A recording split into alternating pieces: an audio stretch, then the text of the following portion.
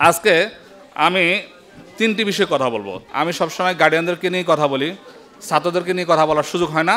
প্রথমে ছাত্রদের জন্য, তোমাদের জন্য প্রথম কথা হলো, তোমরা একটা সঙ্গীত গেয়েছো না? সঙ্গীতটা কেউ বলতে পারবা? আমরা যুগের শিশু কিশোর নতুন কিছু করতে চাই। কি করতে চাই? তাহলে আমরা কয়টা দায়িত্ব নিচ্ছি এখানে? আমরা দুইটা দায়িত্ব নিচ্ছি। আমরা যুগের শিশু কিশোর কি নতুন কিছু করব। কি করব? নতুন কিছু করবো। আর তারপরে কি? সবার তরে নতুন করে পৃথিবীটা গড়তে চাই। তাহলে পৃথিবী গড়ার দায়িত্ব নিয়েছি কারা? আমরা। আমরা কি দায়িত্ব নিয়েছি? পৃথিবীকে গড়ার। তাহলে আমাদের কাজ কি? পৃথিবীকে গড়ার জন্য নিজেদেরকে প্রস্তুত করা। কি কাজ? একসাথে বলো, পৃথিবীকে গড়ার জন্য নিজেদেরকে প্রস্তুত করা। এই জন্য আমাদেরকে শিখতে হবে। কি করতে হবে? আমাদেরকে বেশি বেশি পড়তে হবে, বেশি বেশি শিখতে হবে, বেশি বেশি জানতে হবে। আমরা কি করব? বেশি বেশি পড়ব। বলো, বেশি বেশি পড়ব, বেশি বেশি শিখব এবং বেশি বেশি জানব। কিছুই মানব না। কি? কিছুই, সব কিছু মেনে চলবো। ওস্তাদ যা বলে, বাবা মা যা বলে, আমরা কি তার সব কিছু কি মেনে চলবো। আমরা সর্বদাই মাকে কাজে হেল্প করব। কি করব?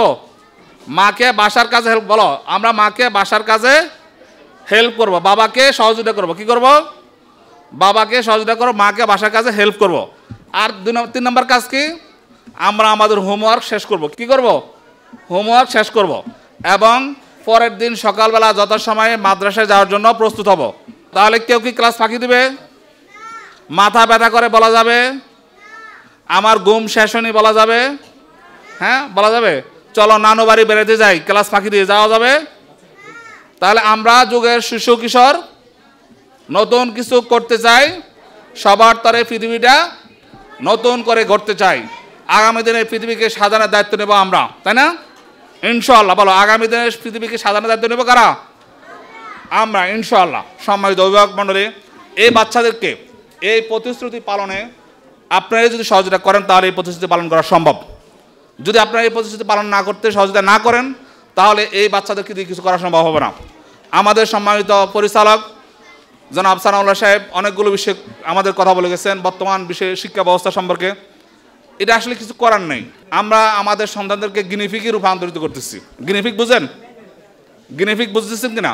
আমাদের সন্তানদের উপরে আজকে দেশের ভবিষ্যৎকে মূল্যায়ন করার জন্য, ভবিষ্যৎটা কেমন হবে সেটাকে মূল্যায়ন করার জন্য আমাদের সন্তানদেরকে আজকে একটা পরীক্ষাগার বানানো হয়েছে। আমরা এই সন্তানদেরকে দিয়ে বর্তমান দেশের সকল কিছু অ্যাপ্লাই করা হচ্ছে। সন্তানদের থেকে কী বের হচ্ছে, এটা কি খচ্চর বের হচ্ছে না কি বের হচ্ছে সেটা দেখবে আমাদের দেশের কর্ণধাররা। এটা তারা চাচ্ছেন। বিষয়টা হচ্ছে এরকম যে একদিন ময়ূরের নাচ দেখে কাক সিদ্ধান্ত নিলে, বেটা ময়ূর তুমি নাচতে পারো, আমি কি নাচতে পারবো না? তোমার পেখম আছে, আমার কি পেখম নাই? লেজ তো তোমারও আছে, আমারও আছে, পালক তোমারও আছে, আমারও আছে, আমি নাচবো না কেন? তখন কাক কি সিদ্ধান্ত নিল কি সেও নাচবে। দীর্ঘ প্র্যাকটিস করলো, ট্রেনারের কাছে গেল যে ভাই আমাকে একটু এই পেখম কীভাবে তুলতো এটা প্র্যাকটিস করাও। তাকে দীর্ঘদিন প্র্যাকটিস করানো হলো। প্র্যাকটিস করানোর পরে সে শুধু তোলা শিখলো, পেখম কীভাবে তুলতে হয় সেটা শিখলো, কিন্তু পেখম কীভাবে নামাইতে হয় সেটা শেখার সুযোগ হলো না। কারণ সে তো ময়ূরকে দামায় রাখতে হবে। দ্রুত পেখম তুলে ময়ূরের সামনে যায় লাফালাফি করলো, পরবর্তীতে আর পেখম নামতেছে না। এখন সে কি হলো? না কাক না ময়ূর, তাকে কাকের সমাজ থেকে বিচ্যুত করা হলো।